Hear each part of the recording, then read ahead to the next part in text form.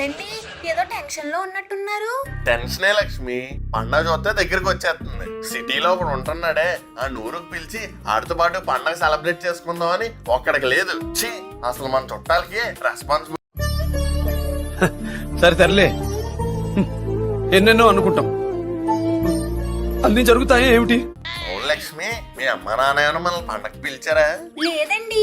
అయినా వాళ్ళెందుకు పిలుస్తారులే, అల్లుడంటే మర్యాదే లేదు. తిట్టేస్తా మిమ్మల్ని. మా ఇంట్లో వాళ్ళని కానీ ఇంకొక మాట అన్నారంటే సంక్రాంతికి అల్లుడిని ఊరికి పిలవకపోతే ఇలా మాటలనకుండా వాళ్ళ మొగుడితో పాటలు పాడాలా?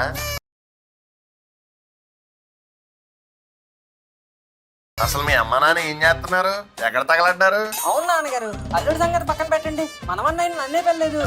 అర్జెంట్గా అమ్మమ్మకి కాల్ చేయండి.